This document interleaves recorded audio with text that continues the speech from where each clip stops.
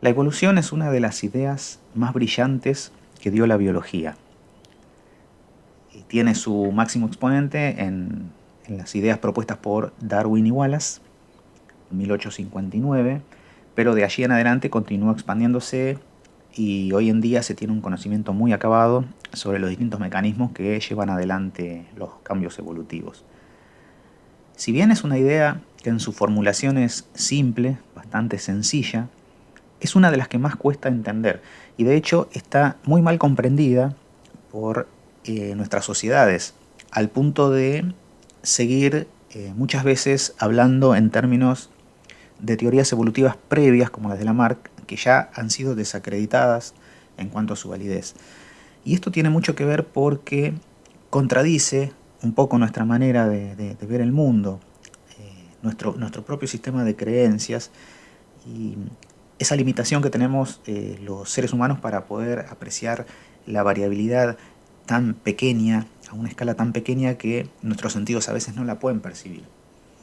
Pero todo lo que existe en la Tierra, todo tipo de comportamiento, todo tipo de morfología, de anatomía, de estructura, por más extraña que parezca, que tenga un organismo, todo eso es el producto de la evolución.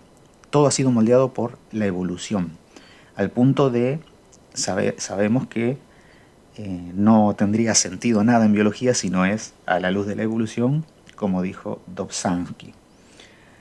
Ahora bien, y este es el objetivo de este cierre, ¿qué es la evolución? ¿De qué hablamos cuando hablamos de evolución? Por ahí estamos acostumbrados a ver que en nuestra sociedad, en el día a día, se habla de evolución simplemente como cambio. Todo cambio que ocurra en objetos inanimados es evolución, como puede ser el caso del cambio que fue sufriendo Mickey a lo largo de los años, o la misma Barbie, o para poner un ejemplo más cercano, los teléfonos celulares. No está mal hablar de evolución de los objetos inanimados, pero hay que tener en claro que esta evolución no tiene nada que ver con la evolución biológica. ¿Por qué? Porque en biología, para que haya evolución, no son los individuos los que van cambiando, sino que es la población a la que está integrada ese organismo la que evoluciona. Para ello tiene que existir variabilidad, tiene que haber individuos que tengan variabilidad, ya sea en aspectos morfológicos, anatómicos, de comportamiento, moleculares, genéticos. Esa variabilidad va a permitir que la naturaleza la pueda seleccionar. Si todo fuese idéntico, no habría posibilidad de seleccionar algunas características en detrimento de otras características. O se seleccionaría todo, o en caso de que un ambiente sufra un cambio muy drástico, se eliminarían todos y se extinguirían. Entonces, evolutivamente es muy desventajoso que no haya variabilidad en la naturaleza, porque ante este tipo de situaciones se extinguen. Si lo pensamos con el caso de la Barbie, este tema de la población, y nos concentramos en la Barbie del 59 y la imaginamos en una población de Barbies del 59, veríamos que no hay variabilidad. Serían todas idénticas. Entonces, si queremos llevar a pensar el término de evolución biológica en el caso de la muñeca Barbie, no se podría por una cuestión de que las poblaciones no son variables. Vamos a recordar ahora de dónde viene esa variabilidad, cómo se origina. Lo vimos en prácticos anteriores. La mutación. La mutación, que también es un mecanismo evolutivo, es el único mecanismo que puede producir nueva composición genética, nuevos alelos. Todo lo nuevo que surja surge por mutación. Hemos visto también que hay otros mecanismos que producen recombinaciones de ese material genético, pero que no pueden producir materiales nuevos, como los que vimos en meiosis. La separación al azar de cromosomas homólogos en la anafase 1, la separación al azar de cromátidas recombinadas en la anafase 2, el crossing over en la profase 1, y la fecundación cuando se fusionan gametas de dos individuos diferentes. Pero hay otro aspecto importante que hace la diferencia entre la evolución biológica y la evolución de los objetos inanimados. Y es que el cambio tiene que ser siempre en el material genético.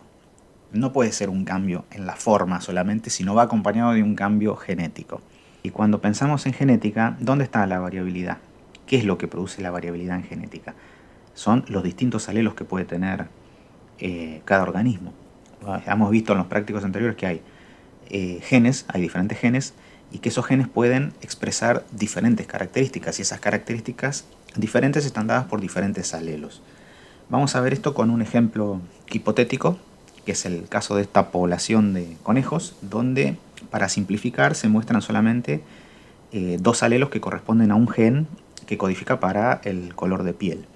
Estando los que son dominantes, que están representados acá por la A mayúscula, corresponderían al pelaje oscuro, y los que están con la A minúscula serían pelaje blanco. En este caso, en la población, tenemos un total de 20 alelos.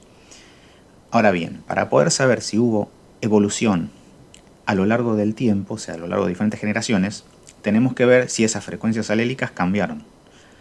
Para lo cual primero tenemos que saber qué frecuencia alélica tenemos al inicio, como en este caso en la generación 1. ¿Cómo calculamos la frecuencia alélica? Bueno, es sencillo en este caso. Lo que tenemos que hacer es concentrémonos primero en la A grande, en la dominante, por ejemplo. Y vamos a contar todas las A grandes que hay. Acá tenemos 1, 2, 3, 4, 5, 6, 7, 8, 9, 10. 10 A grandes. Eso quiere decir que la frecuencia del alelo A, en este caso, en esta primera generación, en esta población, es de 10 sobre, o sea, dividido el total de los alelos que hay, que era 20. 10 sobre 20 nos da 0,5.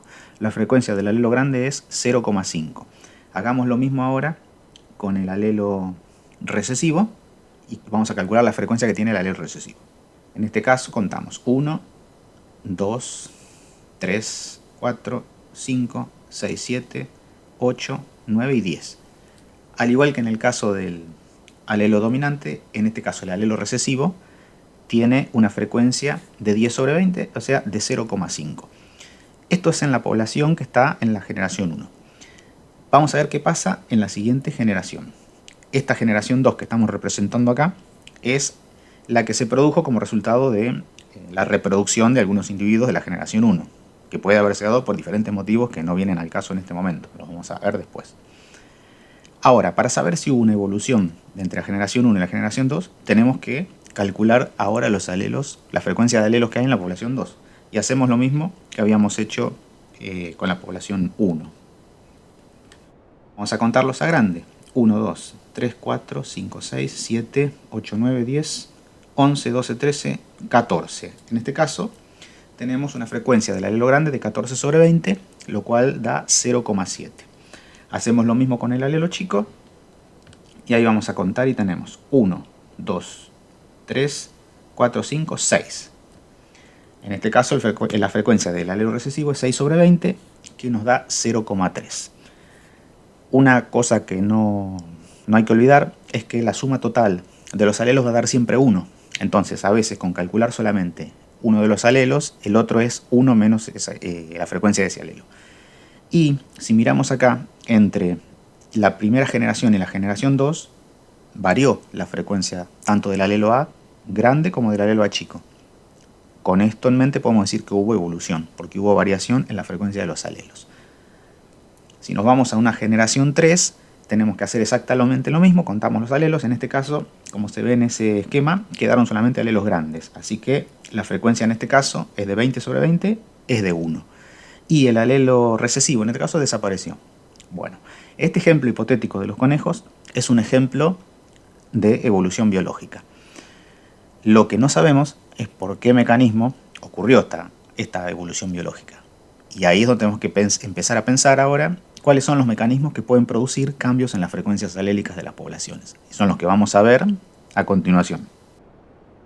Vamos a ver ahora qué procesos son los que pueden producir cambios en las frecuencias alélicas de las poblaciones. Y lo que tiene que quedar claro es que son 5 posibles mecanismos: mutación, selección natural, deriva genética, flujo génico y apareamiento no aleatorio. Si no ocurre ninguno de estos mecanismos, entonces la población no evoluciona. Vamos a ver primero el caso de la mutación. Las mutaciones son cambios, digamos, que ocurren a nivel molecular genético. Y lo que tiene como particular es que es el único mecanismo que puede producir nuevos alelos. O sea, no pueden surgir nuevos alelos si no es por mutación. Ya hemos visto que puede haber variaciones de alelos que ya existen, pero para que se produzca algo nuevo solamente puede ser a través de una mutación. Y es importante, al nivel de evolución, destacar que no todas las mutaciones tienen la misma importancia, dado que van a ser importantes aquellas que ocurran sobre determinadas células que permitan el pasaje de esa información a la descendencia. O sea, por ejemplo, mutaciones a nivel de gametas o de células que producen gametas. Esas van a ser importantes porque van a poder ser heredadas a la siguiente generación. También puede pasar caso de mutaciones, por ejemplo, deleterias, que terminan eliminando un individuo y claro, a nivel poblacional va a producir también, la muerte de un individuo va a producir una variación en frecuencias alélicas.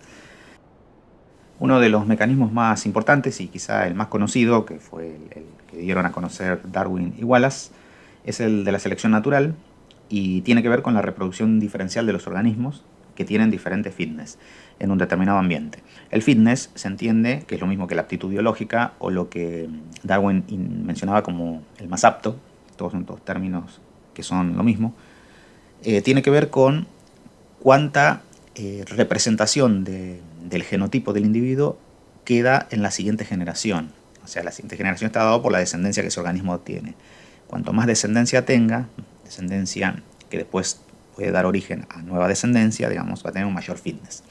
La existencia de variabilidad es fundamental, dado que la selección natural actúa sobre esa variabilidad, como ya había mencionado antes, y algo a tener en cuenta es que la selección natural siempre actúa sobre el fenotipo, ya sea sobre el fenotipo en su integridad del individuo completo o sobre algún aspecto puntual de ese individuo que es el que es seleccionado. La selección natural puede ejercer su presión a través de diferentes mecanismos. Uno por ahí de los más conocidos es la depredación. Por ejemplo, determinados organismos que se alimentan y van a tender a, por supuesto, a elegir aquellos que son más visibles o que son más débiles o que son más fáciles de ser atacados. Otra forma puede ser por competencia por recursos. Aquellos, como en el caso de las jirafas, aquellos que logran comer las hojas más altas van a tener más ventaja que aquellos que no lleguen a comer las hojas. También puede ser por un cambio ambiental o climático que afecte, por ejemplo, a organismos que tengan un pelaje menos grueso, por ejemplo, en donde morirían y por ende no podrían dejar descendencia y sobrevivirían dejando más descendencia aquellos que tienen los pelajes más gruesos.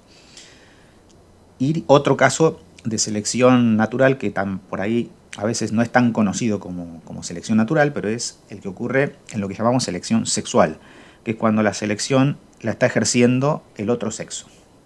Y de selección sexual tenemos dos tipos. Uno que es cuando se producen luchas dentro de un mismo sexo, que en general son los machos, y aquel que gana es el que tiene acceso a la cópula con las hembras, que se llama intrasexual.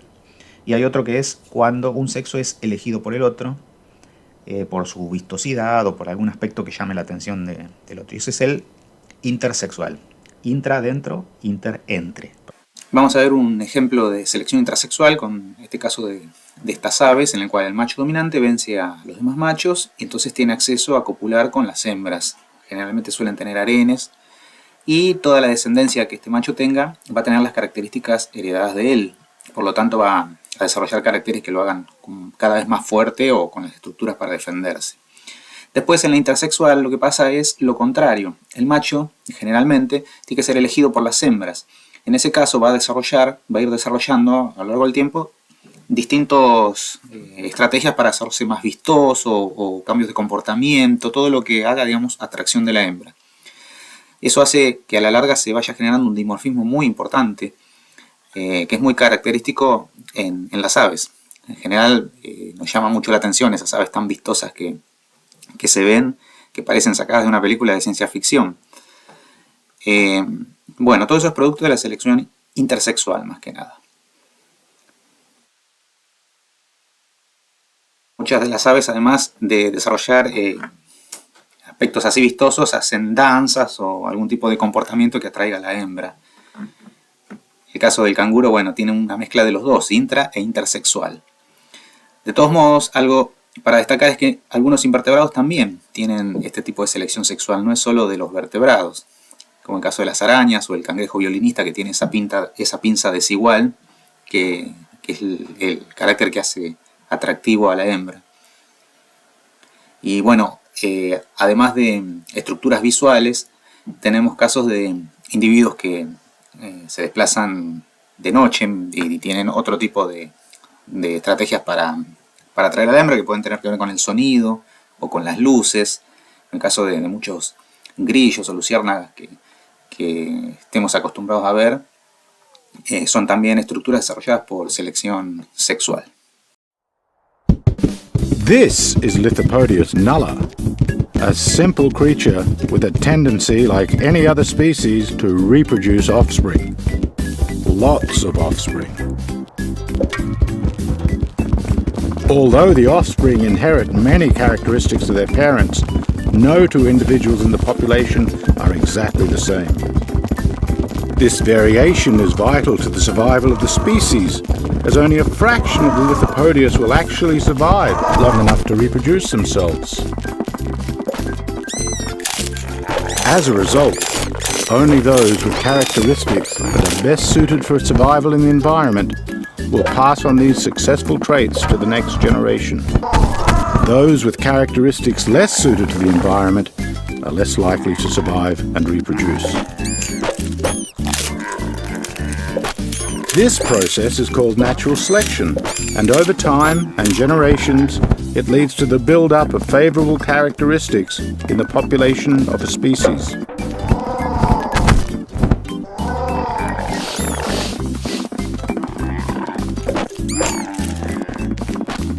The result is a transformation of a population over time to suit its environment. This is known as adaptation.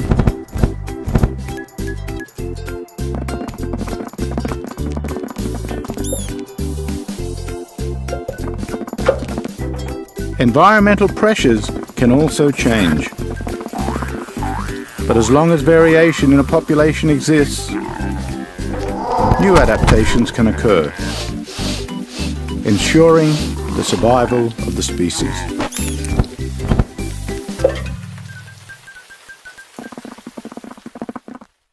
Otro mecanismo de cambio evolutivo muy frecuente, muy importante y a veces muy difícil de entender, aunque es muy sencillo, es la deriva genética. ¿Por qué digo que es difícil de entender pero que es muy sencillo? Porque es simplemente los cambios que ocurren en las frecuencias alélicas de las poblaciones a lo largo de las generaciones por azar. O sea, no hay un mecanismo clave que esté dirigiendo la evolución, es solamente azar. En el esquema se muestra un hombre pasa caminando y pisa sin querer un grupo de escarabajos que son justo de los pocos que hay de color verde. Entonces en la próxima generación los verdes van a tener menos posibilidad de reproducirse solamente porque murieron, porque fue un pisotón al azar de alguien que pasó justo por ese lado, que podría haber pasado por otro lado. Bueno, lo mismo ocurre en montones de situaciones. Por ejemplo, cuando hay grandes matanzas, por ejemplo, han visto las matanzas de las focas en el Ártico. Matan indistintamente a cualquier individuo y por ahí sobreviven unos poquitos, pero no porque hayan tenido ninguna ventaja específica, sino porque no tuvieron la suerte de estar en el lugar en el que no llegaron a acercarse los humanos. Y bueno, y luego van a dar origen a toda una nueva población a partir de esos pocos individuos sobrevivientes. Normalmente ocurre todo el tiempo en las poblaciones de cualquier tipo, pero cuando es en poblaciones chicas, pequeñas, tiene efectos muy marcados, porque no es lo mismo que se reproduzcan los dos únicos individuos homocigota dominantes que quedaron, que en una población donde hay cientos de individuos seguramente ahí va a haber más variabilidad, entonces va a ser más difícil que se note un cambio por deriva. Vamos a ver un ejemplo animado para mostrar en este caso lo que se conoce como efecto fundador. De una población donde hay mucha variabilidad, una población grande, un pequeño grupito de individuos se va. Por azar, ya sea por la cuestión que uno quiera. Y llega a otro lugar y ya no tiene contacto con la población original. Entonces, ahora, este pequeño grupo de individuos va a dar origen a una nueva población. Y como son poquitos, a causa de ese efecto fundador, la deriva genética va a tener una importancia más marcada, porque todos los cambios que se den, en este caso por azar, fue porque los poquitos que se fueron por una cuestión azarosa y no por otra cosa, son los que van a dar origen a esa población nueva y que no van a tener todos los alelos representados en la otra. El efecto cuello de botella, como lo que se ejemplifica en este video con el zapato que pisa la población y la reduce drásticamente, es otro mecanismo que hace que la deriva genética después tenga una importancia muy marcada. ¿Por qué? Porque los poquitos que quedan son muy pocos, entonces al reproducirse van a dar descendencia que va a tener las características de esos pocos sobrevivientes y se van a notar los cambios muy rápidamente. Otro mecanismo evolutivo que muchas veces es confundido con selección sexual, porque está relacionado en cierto modo, pero no es exactamente lo mismo, es el apareamiento no aleatorio. Esto es simplemente que los organismos en la naturaleza muy pocas veces se aparean aleatoriamente, es decir, al azar. Siempre hay alguna característica que hace que los individuos se elijan entre sí. Cuando esas características son tan marcadas que hacen que uno de los sexos elija al otro sexo, estamos hablando de selección sexual. Pero a veces no es que un determinado sexo elija al otro sexo por una característica particular que le llame la atención o que lo diferencie de la propia, sino que puede haber casos de que los individuos de los dos sexos, siendo similares, tiendan a atraerse más que con otros que son diferentes a ellos pero similares entre sí. Por ejemplo, el caso de los insectos que se ven acá. Aquellos insectos que son más grandes probablemente tengan anatómicamente más preparado el cuerpo para reproducirse entre organismos grandes que los más chiquitos, que por ahí van a tener acceso solamente entre ellos. Y no es un rasgo que se da en un sexo para atraer al otro, sino que es los dos sexos por una cuestión simplemente de diferencia anatómica. Lo mismo con el caso de los gansos, que a veces prefieren reproducirse entre aquellos que son de los mismos colores, que hay tantos machos y hembras de los mismos colores, o bueno, el caso de la autopolinización de las plantas es otro ejemplo. Vamos a pasar a otro mecanismo, que es el flujo génico. El flujo génico es muy sencillo y simplemente tiene que ver con la existencia de más de una población, donde los individuos por alguna razón migran entre una y otra. Pueden pasar algunos que inmigran provenientes de otra población, entonces traen sus alelos a esta población, o de esa población puede haber algunos que emigren hacia otra población y entonces esa población los pierden a los alelos y se van.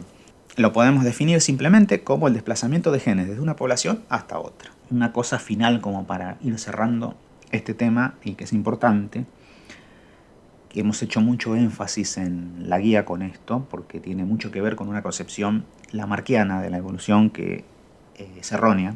Es simplemente una creencia sin sustento biológico, porque algo no va a desaparecer porque sí, porque no tiene la conciencia para poder hacerlo. Algo va a desaparecer porque le causa un perjuicio al organismo o por alguno de estos mecanismos que hemos visto, por cuestiones azarosas, por ejemplo, podría desaparecer por azar. Mientras esté en el organismo y no haya ninguna mutación, por ejemplo, específica que pueda eliminarlo porque ocurrió azarosamente o porque fue seleccionada en contra, la estructura puede seguir estando. Que hay que pensar a la evolución en su totalidad, pensándola integradamente y no en ver cada uno de los aspectos de un organismo como moldeado por la selección natural, porque no siempre es así. Si nos concentramos, por ejemplo, en el caso del Tyrannosaurus Rex, que es un caso en el que sabemos que esta especie, llegó a tamaños descomunales, enormes, y provenía de ancestros que eran mucho más chicos y fue aumentando mucho el tamaño. Al ir aumentando el tamaño, en biología existe una regla que se llama alometría, que hace que no todas las partes del cuerpo de un organismo crezcan a la misma tasa. Entonces, en este caso, el Tyrannosaurus Rex lo que tiene es que han crecido mucho más rápido los apéndices traseros, las patas sobre las que camina, que las delanteras. Por eso es esta cuestión alométrica hace que las manitos hayan crecido tan poco. Y uno a veces, cuando ve el individuo en su integridad, tiende a tratar de entender qué ventaja podrían tener esas manitos tan chiquitas para un Tyrannosaurus Rex y a buscarle una explicación finalista por ese lado, cuando a veces no la tiene, sino que es una consecuencia de la evolución de otra estructura, en este caso un tamaño grande, que le permitió una mayor supervivencia en el ambiente, mientras las condiciones fueron acordes para que el individuo pudiese crecer a esos tamaños. Y nada más, esto lo tenemos que pensar siempre y no cerrarnos a una explicación de que cada aspecto de un organismo es explicado por una cuestión de selección natural. Relacionado con esto está el hecho de tener que pensar que a veces, la mayoría de las veces, las estructuras evolucionan y no para cumplir la función que después terminan cumpliendo, sino que son consecuencias de algo Y después eso les da una ventaja en algo que quizá no estaba previsto que ocurriera, como es el caso de las plumas de las aves, por ejemplo. Surgen porque aquellos individuos que empezaron a adquirir plumas tenían mayor posibilidad de regular el cuerpo, de mantener una temperatura homogénea que les permitía mayor supervivencia. Luego, esa pluma tuvo una ventaja también para poder permitir el vuelo. Eso fue algo posterior. Bueno, este tipo de estructuras que surgen y luego tienen una función diferente a la que les dio origen se llaman exaptaciones en biología. No importa porque no nos vamos a meter con este tema, pero es para que lo sepan ya que estamos.